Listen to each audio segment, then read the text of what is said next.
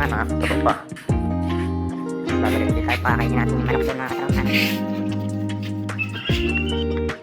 So ayun naman mga katropa, no? Babalik ulit tayo doon. Papakainin natin yung manok. Dahil at dalawang beses tayo nakain ng kanin kahapon. Medyo nakakagaw yung ating pupukuin. Kaya dati ang ating pupukuin na two times, three times. Na rice, no, mga katropa. Pag napaparami pa. Eh talaga naman, every morning. Gigiling lalabas na ng aking katawan niya. So ayun na, babalik ulit tayo ng mga katropa. Pakainin ko yung manok doon mga katropa. Baka doon ang magpalagutan, nakakayan doon.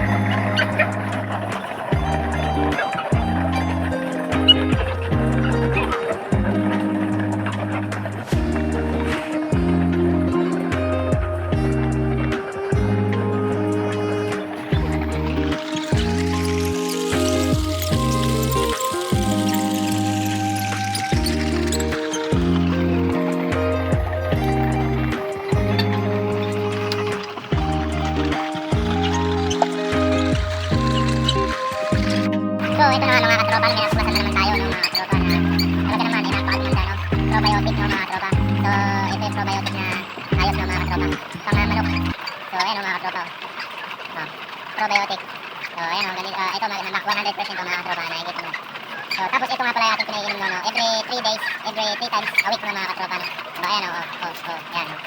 At meron silang multivitamins, no, talaga naman matindi tong manok na inalagaan ko na to, ayan, no, multivitamins, no, mga katropa, At meron ka rin sila siyempre pampalakas at pampawala ng stress, ang Dex. So, yun ang mga katropa, no? Dahil at ulan na, nadadalas ng ulan, no, mga katropa. So, ito nga pala yung recommend na lang ang aking nabagong suki, ano, mga katropa. Dahil napakahirap talaga mag-ipon ng pagpambili ng pagkain, mga katropa. So, hindi naman nila kayang bumili ng pagkain nila, no? Ating mga sundalo ko na to. So, alam niyo na yun, mga katropa, no? Tapos meron pang mga ilan-ilan na negatibo. Ayos naman yung pananaw nyo sa buhay. Maganda yan. Kagating yung siko nyo, no? Basta, lumalaban ko ng patas, hindi ko alam kung anong, nyo, pananaw nyo. At itong probiotics ay isang galon, mga katropa. Isang kutsarita, no, mga katropa, ang timpla niya, no. So talaga naman ang ating antik na stick na halos sa ilang buwan na to. So ayan, nakikita niyo mga katropa, no. So para sa chicharon, no. At dahil dyan, sasamahan din natin siya na ng Dex.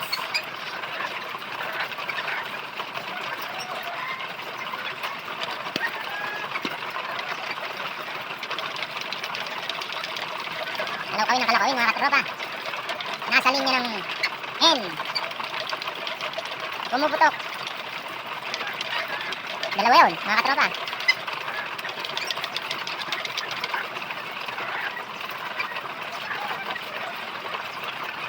Napakahirap pala niyang tunawin mga katropa itong probiotics na to, no? Hindi siya basta-basta natutunaw, no, mga katropa. Para sa chicharon na dinurog. Pero may amoy siya parang pigs na may halong darak, may palay na parang ipa. Testingin natin mga katropa. Ito nga pala ay 250, no? 250 nga pala to. Tapos ito 600. Ito 250 rin, 250. At ito 180 to. So medyo marami-rami, no? At saka yung mga ngayon nakabili na naman, dahil napakahirap bumili ng Bimex, no? Dahil ayoko na kasing bumili doon at di naman nagbibigay ng resibo. Yung sabi nila natin ng Bimex, mura nga. Kaso ang problema, mas mura siya ng 25 pesos. Tapos dinideliver sa'yo. Kaso ganoon naman ang ugali, mga tropa. Talagang 25 pesos, titiisin mo yung hinayupak na ugali nun, tapos lolokohin ka pa. Hingi ka lang ng resibo, galit pa. So, wag na, no? Nakahanap naman tayo, naparami na natin hanap ang mga suki, ano? So, 165 siya, no? Yung nabili doon, yung bili ko doon sa isang bulto. Tapos nakabili tayo ng sari manok. Manok. 1,580 mga katropa. Although, ayoko na sa talaga yung sari manok, no? Wala tayong magagawa. Ganun talaga. Kundi, wala silang kakainin, no? Pagka obra bay ayaw-ayaw. Hindi pwede yung ayaw-ayaw, wala silang kakainin, no, mga katropa. Dahil hirap na tayo mag-ipon ngayon. Ilang buwan na. So, nagsimula yan nung bumagsak ng presyo ng itlog, mga katropa. Tapos nagsimula ito nung biglang humina yung itlog dahil may alam niyo na yun, mga katropa. May mga kupal talaga sa pamumuhay ng tao, no? So, ito na, painin na natin, mga katropa. Para siyang chicharon talaga, mga katropa, oh. Tingnan nyo. Samahan ko ng mga kapangan itong multivitamins. Para may kulay mga katropa. Multivitamins mga katropa, hindi ito araw-araw no. Maaari, once a week lang ito mga katropa. Baka ma-immune mga katropa eh. Pagka palagi mo kainin ng multivitamins. Baka ma-immune sila yung katawan nila eh, masanay na sa vitamins no. Kaya ang ginagawa ko, once a week lang, tapos minsan 2 times a week. Depende sa nakikita ko ng mukhang nila. Pag nagbabawas kasi mga katropa kasi paisa-isa no. Yung kung natatandaan nyo mga katropa, yung pinainom natin ng egg 1,000 nung unang itlog nila, yun yung mga nalugas no mga katropa. Hindi na natin mapigilan no. Kahit anong linis ko sa kanilang mga puwet. Nakikita nyo naman, pinakita ko sa inyo minsan kung paano ko linisin yung mga puwet nila no. Talagang wala na, hindi na natin maagol.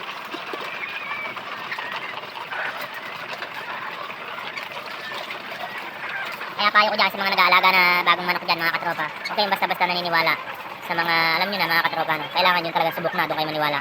So kung mapapansin nyo yung dumi niya mga katropa oh, tuyo, mga tuyo yung dumi niya. So okay yan, good quality yan mga katropa. At nababasa ng ulan, yun yung nababasa no. So, painumin na natin mga katropa. Testingin na natin.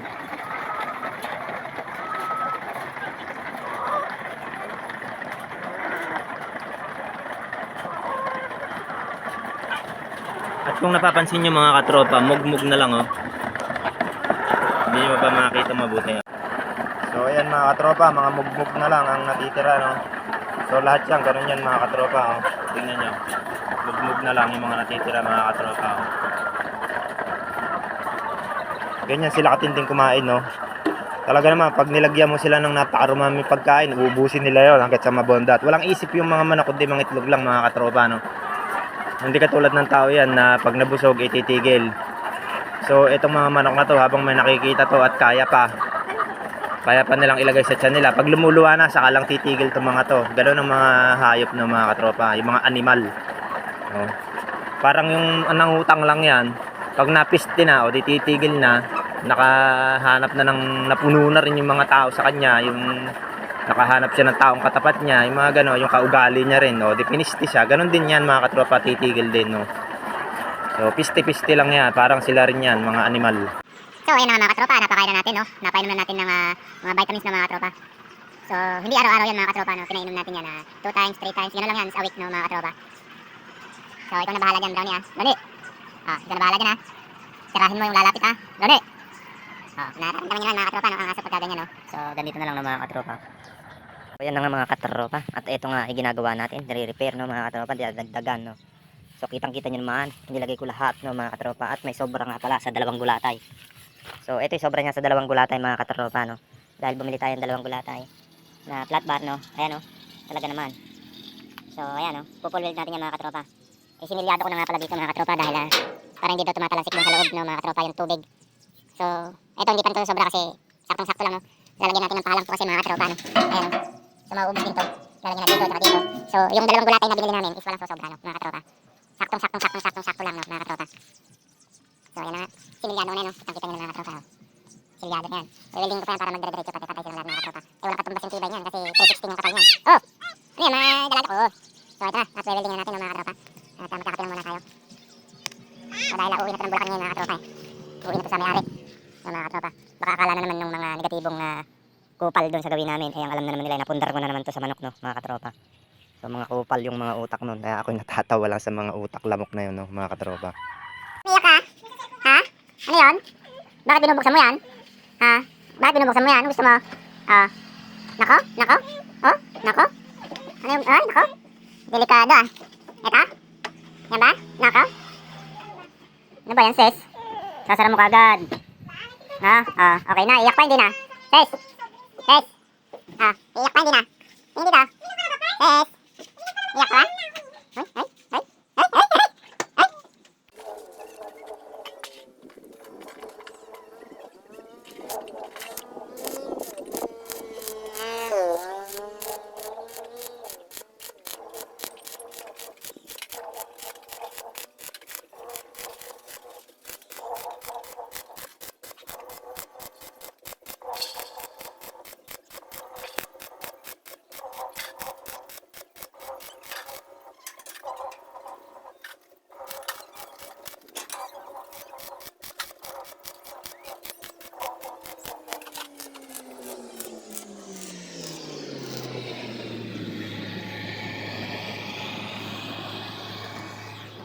So ayan na nga mga katropa.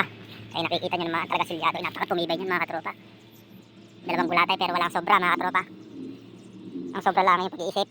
Yung negatibong pag-iisip lang ang sobra mga katropa. So, hindi na tayo maglalamang ngayon nung simula matagal na. Kaya medyo okay yung ating pamumuhay ng mga katropa. So, ayan na, no. Pag naglalamang ka kasi ng kapwa mo, lalo mabibigat ang magiging buhay mo mga katropa, no. Ganun yan, no. So, manglalamang ka lang, dapat yung solid na, yung talagang yayaman ka na, no, mga katropa. Pero sa maliliit na bagay lang, tapos maglalamang ka, ay, dismiyo. Pag ganun mga katropa, no. So, marami, halos karamihan na na-encounter ko, puro manlalamang, no, mga katropa. Habang tumatanda tayo, nakikita natin yung mga panlalamang sa atin, mga kapwa natin na nakikita natin mga sablay-sablay, mga pag-uugali, no. Mga ngiting aso yan, pagkakaharap ka, mga katropa, no. So, ito na nga, agad dito na lang mga katropa. Kukulwil pa natin lahat yun, mga pagdidikit-dikit natin yung mga katropa. Ayun mga katropa, ay tayo ngayon na nag-ice cream. Ay talaga namang napakalumaki nito. Kaya halagang 28 lang mga katropa, bilhin kayo ice cream, no. Ako lang din ang nakaubos dito sa akin benta mga katropa, no. Hahasain na lang to mga katropa. Tapos na may full world, no. Hasa-hasa na lang mga katropa to. At tapos na to. Masakit kasi ayaw mo akong sundin. So, ice cream kayo dyan mga katropa.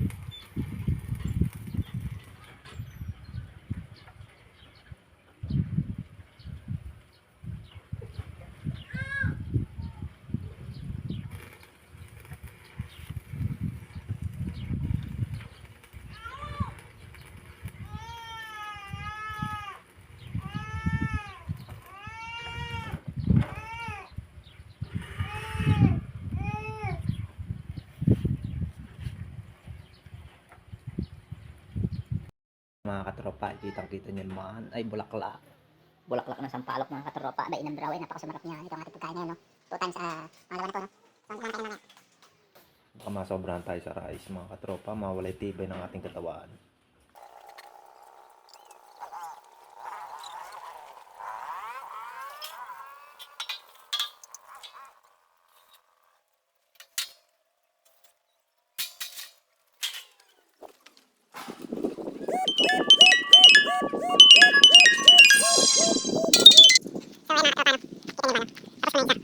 So, bukas daw darating yung aking yero daw, mga katropa.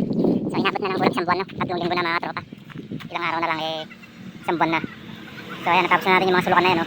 So, eto na lang mga katropa, oh. So, hindi ko na bubuhusan mga katropa, pipitikan ko na lang ng basa. Basang-basa, tapos nilalagyan ko ng basag na hollow na mga katropa. So, ganun na naman technique yan mga katropa, dahil wala na tayong forma, eh. So, yung mga forma natin, ito, ginawa ko na ang dami yun, no. Talaga naman napakabigat na ito, baka nasa 80 kilos yung bigat na ito, mga katropa. So, talaga naman, nakikita pa ako sa bubuhat na ito mga katropa, no. Mga 70 siguro, ganun, 75 mga katropa, no. Talaga napakabumigat, no. So, hindi na naitatanong mga katropa, no. So, yun nga pala ang barbell na ako binubuhat, 20 kilos yun mga katropa, kulang na lang ng kalahating kilo. Wala pang kalahati, 20 kilos na yun mga katropa, eh. So, sana mapagbigyan tayo ni Boy Tengoy, no. Sparring lang, kahit walang gloves, no, pwede na yun. Kung naririnig mo Boy Tengoy, sa pagkakaalam ko, tinatamaan ka rin pala, no, sa mga post ko, no. So, alam na alam mo na ikaw yun, no. Kahit napakaraming tao sa mundo, no. Alam na alam mo yung atraso mo, no. Pero ayaw mo naman bayaran, no. Hindi ko alam kung anong klaseng tao ka. So, ayan na nga. Dahil na-stuck na tayo. Hindi na tayo pataas, no.